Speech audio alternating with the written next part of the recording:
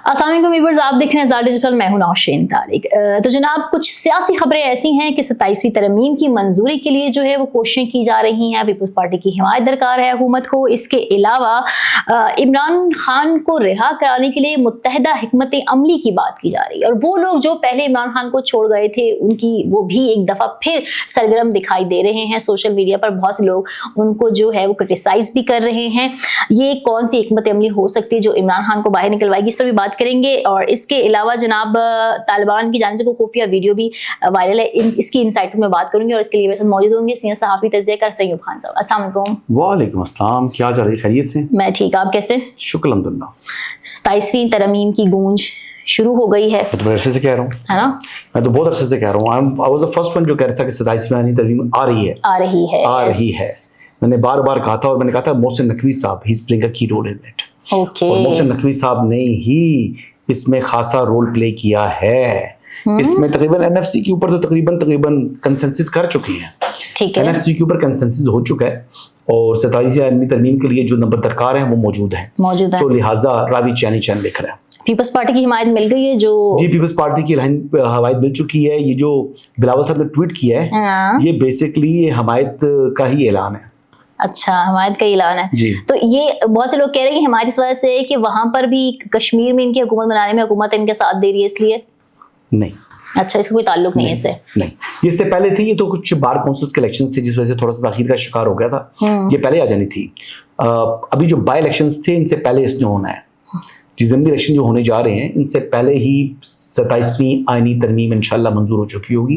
अच्छा। और इसमें जो आर्टिकल 243 के हवाले से बड़ा शोर मचा हुआ है, इसके हवाले से क्या आराइयाँ हो रही हैं। आर्टिकल 243 एक मैकेनिज्म है जिसमें सुप्रीम कमांडर जो है फौज पाकिस्तान के, वो प्रेसिडेंट है। और इसमें होता यह है कि फेडरल गवर्नमेंट की जो यानी समरी के ऊपर जो है वो जो प्रेसिडेंट पाकिस्तान है वो उसको मंजूर करते हैं और उसको उस पर अमल दरामद करते हैं, बेसिकली स्टैंप लगाते हैं। ठीक। तो वैसे ही पहले इख्तियार वफाकी हुकूमत के पास है, तो वो प्रेसिडेंट से छीनना नहीं है। तो बेसिकली उसमें अब क्या तरमीम आ रही है, क्या चीज़ आ रही है, ये अल्लाह बेहतर जानता है। लेकिन ये है कि क्या सराइयाँ हो रही हैं, इस पर ज़्यादा क्या सराइयाँ नहीं की जाए तो बेहतर है। 243 के हवाले से शोर बहुत मचा दिया है। एक किसी में कोमा कॉलन कोई भी चीज़ करनी हो तब भी उसके लिए भी आईनी तरमीम दरकार होती है, तो इसलिए ज़्यादा परेशान होने की जरूरत नहीं है। इसमें कोई बड़ी तब्दीली नहीं होगी। अच्छा, इसमें कोई बड़ी तब्दीली नहीं होगी, ठीक है, उम्मीद यही है। अच्छा जनाब, सुहेल आफरीदी साहब ने कोई अमन जिरगा कॉल किया है और इसके लिए उन्होंने तमाम सियासी जमातों को भी जमा करने की एक हिकमत अमली अपना ली है। आप कैसे देखते हैं इस सारी चीज को? सुहेल आफरीदी कौन है? CMKP के। अच्छा, वो जो मुलाकात करना चाह रहे हैं? हाँ, नहीं हो रही ना मुलाकात नहीं हो पा रही। वो क्या करना चाह रही है? अमन जिरगा उन्होंने कोई कॉल किया है और इसके लिए उन्होंने तमाम सियासी जमातों को जमा करने की हिकमत अमली भी अपनाई है। अमीर मकाम को उन्होंने दावत भी दी, जो जिसके उन्होंने खैर मकदम भी किया है। अच्छा, तो वो जिरगा करेंगे वो अमन के लिए होगा? तो ऐसा नहीं लग रहा आपको? थोड़ा टेम्परेचर नॉर्मल होने जा रहा है। अच्छा, जो पहले काफी गर्म था।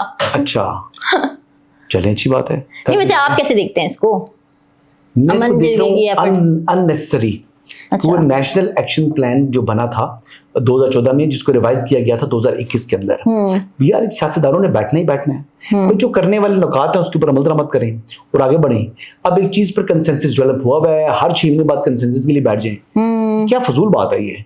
वो कुछ करने वाला काम है वो तो करें। 2014 से 2025 आ गया है, यानी 11 साल से आप बैठते मशावरती करते रहेंगे आपस में। तो करना जो करने वाले काम है वो करें। जो मदारिस की रजिस्ट्रेशन होनी थी, जिनकी तादाद जो थी 38,000 थी 2014 में, आज वो 1 लाख से तजावुज कर गई है। तो ये करने वाले काम है जो करें, जो करने वाले काम है वो कर ही नहीं रहे। 50% जो 38,000 है उसके से 50% जो है उन्होंने रजिस्ट्रेशन की है, तो बाकी कौन करेगा?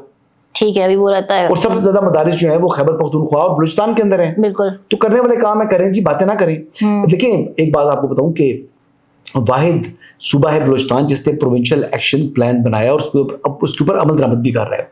बलूचिस्तान ने जो करने वाले काम है वो कर रहा है, लेकिन Khyber Pakhtunkhwa on the other side जो करने वाले काम है वो नहीं कर रहा, बल्कि मजीद अपने आप को सियासी मशावरत के अंदर उलझा रहा है।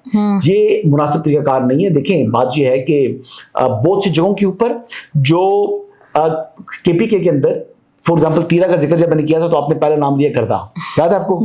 अब तीरा के अंदर जो क्रिमिनल टेरर नेक्सस है और पॉलिटिकल क्रिमिनल टेरर नेक्सस जो है, उसके नेक्सस के हवाले से अगर बताऊं तो आपको तीरा और खैबर के इलाके के अंदर तकरीबन 12,000 एकड़ जगह है 12,000 एकड़ जहां पर इस वक्त मंशियात काश्त होती है। ओके। ठीक है, अब 12,000 एकड़ में जो 1 एकड़ है ना, उससे तकरीबन जो कीमत जो कमाई होती है वो कम से कम हो तो 18 लाख रुपए एकड़, और अच्छी फसल हो जाए तो 25 लाख रुपए एकड़। कितना? 25 लाख रुपए एकड़। एकड़ यानी 4 एकड़ के ऊपर, ठीक है, करोड़ रुपया बंदा बना रहा है, और तुम उसको ज़रब कर दो 12,000 से, तो कितने पैसे बन गए? अच्छा, सिर्फ ये नहीं है, फिर अब इसमें ये तो वो मंशियात है जो काश्त हो रही है, अब वो मंशियात जो कि आइस और दीगर जो होती है वो वहां से स्मगल होकर आती हैं पाकिस्तान के अंदर। सही। वो मिला लें, फिर साथ आप जो नॉन कस्टम पेड गाड़ियां हैं वो मिला लें, फिर आप जो ईरानी डीजल स्मगल होकर आता है वो मिला लें, तो फिर आप जो अगवा पर तावान है वो मिला लें, तो ये सारा क्रिमिनल पॉलिटिकल टेरर नेक्सस है। तो ये जब लाएं तो ये हंड्रेड्स ऑफ बिलियन रुपीस का सालाना का, बल्कि महाना का ये बेसिकली बनता है, hundreds of billion rupees monthly की ये जो है ये एक किस्म की रकम आती है। अच्छा। और ये पैसा कहाँ जाता है? ये अफगान तालिबान को भी इसका एक बड़ा शेयर जाता है, फिर ये आपस में भी तकसीम करते हैं, और फिर जनाब इसका मकसद ये है, अफगान तालिबान को करने का मकसद है कि ये यहाँ से अपने जेब गर्म करते हैं। अब पता है इन इलाकों के अंदर चाहे वो कोई कल्टीवेट करने वाला है, फसल लगाने वाला है, चाहे वो खरीदने वाला है, चाहे वो आगे उसको बाकी यानी उसकी मार्केटिंग करना या उसको पूरे मुल्क में तस्वीर करने वाला है, इन तमाम के तमाम लोग देते हैं एक टैक्स का नाम है उशर टैक्स। उशर, ओके। उशर टैक्स, उशर टैक्स जो है ये तमाम लोग पे करते हैं। ये उशर टैक्स जो है ये जो है सारा जो है वो जो फितर खारिज है वो हासिल कर रहा है। अच्छा जी, फितर खारिज ये सारा पैसा उठा रहा है, उशर टैक्स ले रहे हैं, और फिर ये पैसा मैं बता रहा हूँ, फिर इसमें से जो एक हिस्सा है वो बड़ा हिस्सा अफगान तालिबान के पास जा रहा है, तो इसलिए वो इसको सपोर्ट करते हैं। इसलिए पाकिस्तान के अंदर जब ऑपरेशन की बात होती है तो ये सियासी जो लोग हैं ये चीखना चलाना शुरू करते हैं कि कभी हम इन ऑपरेशन की इजाजत नहीं देंगे, अब हम कभी ये नहीं करेंगे, वो नहीं करेंगे। तो अफरीदी साहब क्या कर रहे हैं? और यही कर रहे हैं, और क्या कर रहे हैं? इसको लिंगर ऑन कर रहे हैं, विच इज वेरी अनफेयर। जो करने की काम है वो काम करें, हमें बातें ना करें, लोगों का वक्त ज़ाया ना करें, और जो ऑपरेशन जहां पर जरूरी हैं वहां पर कार्रवाई होगी। देखें यहाँ पर जो ANF है या दीगर इदारे हैं या हमारी लॉ इन्फोर्समेंट एजेंसीज हैं या हमारी अफवाज हैं, वो इनको फसलों को तबाह करते हैं और रोजाना की बुनियादों पर जो है ये काम किया जाता है, लेकिन फिर भी यहाँ पर जो है वो ज्यादा शोर मचा लेते हैं। अच्छा, होता क्या है, ये इस्तीदा के इलाके को कितनी मरतबा क्लियर किया जा चुका है पता आपको? इनको क्लियर किया जाता है, क्लियर करने के बाद फिर दे दिया जाता है, हैंडओवर किया जाता है डिस्ट्रिक्ट एडमिनिस्ट्रेशन के पास, बट डिस्ट्रिक्ट एडमिनिस्ट्रेशन ने उसको होल्ड करना होता है, और फिर वहां पर जो है वो वहां की रिहेबिलिटेशन करनी है, और फिर आगे वहां पर तालीम और ये वो उस किस्म के काम करने हैं। वो क्लियर करके देते हैं और फिर ये वो उनको वापस लाके बसा देते हैं। तो ये मामला ना कि बात जो इतने अरसे से यही हो रहा है, इतने अरसे से यही हो रहा है। तो जो डिस्ट्रिक्ट एडमिनिस्ट्रेशन की या प्रोविंशियल गवर्नमेंट के करने का काम है, तो जनाब वो करें, जो करने के काम है वो करें, ये बातें ना करें। हाँ, सिर्फ जिरगे विरगे बुलाने से कुछ नहीं होगा। जिरगे बुला के जनाब वक्त ज़ाया करते हैं कौम का और अपना भी। अच्छा, कुछ डेवलपमेंट हुई वीकेंड पर, शाह महमूद कुरैशी से जो है वो मुलाकात की कुछ लोगों ने, जिसमें आपको पता ही होगा ये फवाद चौधरी भी है, मुझे लगता है उनसे तो मेरे ख्याल से मुलाकात करने से उन्होंने इनकार ही कर दिया था। इमरान इस्माइल और महमूद मौलवी ये लोग थे।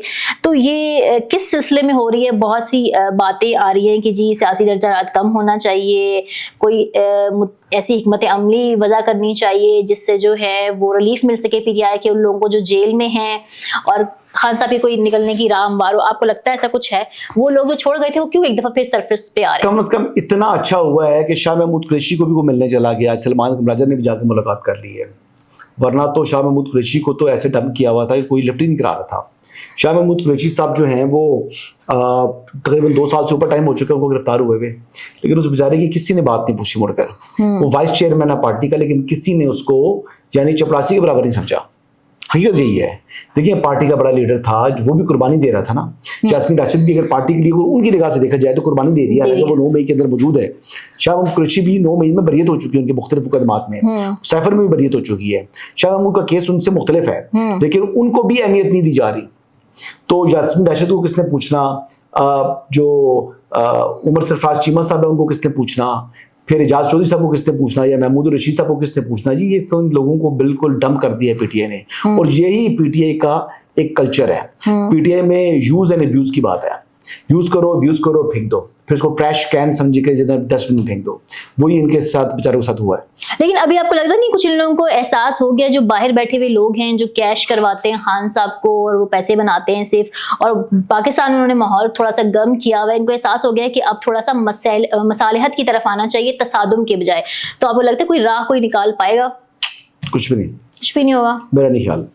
ना इनमें अहलियत है, ना इनकी नीयत है, ना इनकी अहलियत है, ना इनकी नीयत है। जो इस वक्त अफेयर्स देख रहे हैं पीटीआई के, लाइक सलमान अकरम राजा और लाइक अलीमा खानम, तो अलीमा खानम जो है वो करता धरता है, वो कहाँ चाहेंगे इमरान अहमद न्याजी बाहर आ जाएं ताकि उनकी चौधरात खत्म हो जाए। वो पार्टी को हाईजैक करना चाह रही हैं और इस हवाले से उनकी अजाइम भी जो है ना वो बड़े विजिबल हो चुके हैं। लेकिन इमरान अहमद न्याजी के क्राइम भी इतना हीनियस किया हुआ है कि इनकी मुख्तलिफ मुकदमात में सजाएं होनी है, तो इसलिए ये बात तो छोड़ देंगे, इमरान खान बाहर निकलेगा, सजा बरकरार रहेगी, सजा बरकरार रहेगी, बल्कि और सजाएं होंगी उनको। इमरान खान ने बाहर नहीं आना, ना वो आ सकते हैं। हाँ, दर्जा हरारत कम होना चाहिए, ओपोजिशन को एक वर्किंग रिलेशनशिप बनाना चाहिए ताकि सीबीएम्स भी करें और हुकूमत को यानी इंगेज करें। हुकूमत से अपने लिए अगर कोई रिलीफ ले सकते हैं तो टैक्टफुली लें। धौंस, बदमाशी, आंखें दिखाने से इनको कुछ भी हासिल नहीं होगा, ना ये वो ऑब्जेक्टिव अपना अचीव कर सकते हैं। ऑब्जेक्टिव अचीव करने के लिए इनको जरा थोड़ा सा सर झुकाना पड़ेगा, अच्छा सा बच्चा बनना पड़ेगा, पॉलिसी बिली बन के दिखाना पड़ेगा, तो ये बड़ा जरूरी है। ये बड़ा जरूरी है। फवाद चौधरी तो कुछ ऐसा कहते हुए नजर भी आ रहे हैं ना, कह रहे हैं कि मुझे तो बड़ी खुशी होगी एस्टैब्लिशमेंट मुझसे रब्ता करे, बराबर उनसे क्यों रब्ता करेगी, लेकिन बराबर वो कह रहे हैं मुझे बड़ी खुशी होगी। एस्टैब्लिशमेंट का कोई रब्ता नहीं है फवाद चौधरी, इसलिए मैं आपको बड़ी बात कंफर्म बता रहा हूँ, एस्टैब्लिशमेंट का कोई रब्ता नहीं है फवाद चौधरी से।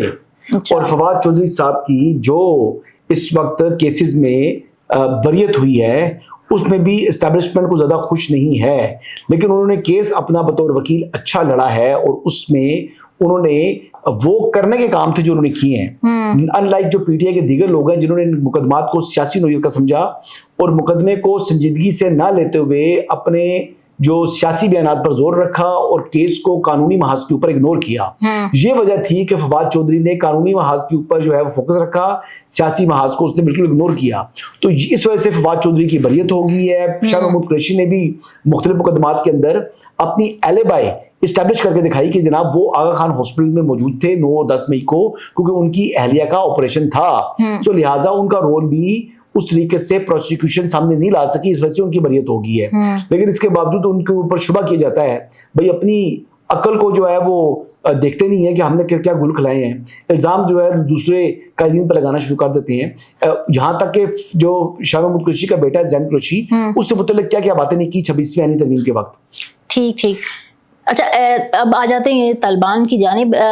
एक्स पर जो है वो एक वीडियो है, कोई खुफिया वीडियो है जिसमें तालिबान ये मैसेज देते नजर आ रहे हैं जी इस्लामाबाद को आग लगा देंगे, लाहौर को तबाह कर देंगे।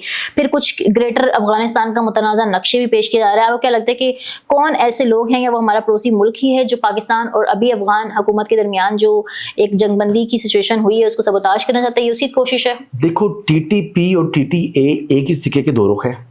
आज एक ब्रीफिंग थी जिसमें डीजे इस्पैर ने कहा कि ये जो TTA है उनके जो अमीर हैं उनके नाम पर बैत की हुई है TTP ने। अच्छा, तो ये बेसिकली उसी की शाख है। अफगानिस्तान, आपको मालूम है कि इस वक्त वहां से जितने भी जो लोग हैं जो वहां पर मुख्तलिफ ग्रोह रह रहे हैं, दाइश वहां पर मौजूद है, अलकायदा वहां पर मौजूद है, वो तुर्कमानिस्तान के खिलाफ जो उन्होंने एक तंजीम तैयार की हुई है वो वहां पर मौजूद है। तो हर पड़ोसी मुल्क के लिए उन्होंने एक तंजीम रखी हुई है जो वहां पर दहशतगर्दी करे, चाहे चाइना के लिए भी रखी हुई है। तो ये तो उनका यानी सारा तरीकाकार है। और इस हवाले से मेरे ख्याल के मुताबिक जो TTA है उसको होश के नाखून लेने चाहिए और ये ना हो कि कहीं आने वाले दिनों में अफगानिस्तान जो है वो उनके हाथ से निकल जाए, क्योंकि वैसे भी वहां की जो अवाम है उनकी नुमाइंदा हुकूमत है नहीं। ये अमरात इस्लामी अफगानिस्तान है, इसमें जमहूरियत का नाम की कोई चीज मौजूद नहीं है। ये बंदूक की नोक पर हुकूमत वहां पर कर रहे हैं और इस हुकूमत को जो अबूरी हुकूमत है इसका बरकरार रहना मुझे बाज़ाहिर मुश्किल दिखाई दे रहा है अगर उनका रवैया यही रहा जो कि TTA ने अपनाया हुआ है। अगर आप दोस्त ममालिक या अपने जो पड़ोसी ममालिक के दरमियान वहाँ पर दरअंदाजी जारी रखेंगे और वहाँ पर जो है वो अमन को जो है वो आपकी वजह से खतरा लाक होगा, तो फिर वो मुल्क रिटेलिएट करेंगे। अगर उन्होंने रिटेलिएट इसी तरीके से किया जिस तरीके से पाकिस्तान ने किया है, तो फिर आपको उसकी जो कीमत चुकानी पड़ेगी वो बहुत हैवी होगी, और वो पे करने की आप में, जो कीमत चुकाने की आप में सख्त और अहमियत और हिम्मत नहीं है।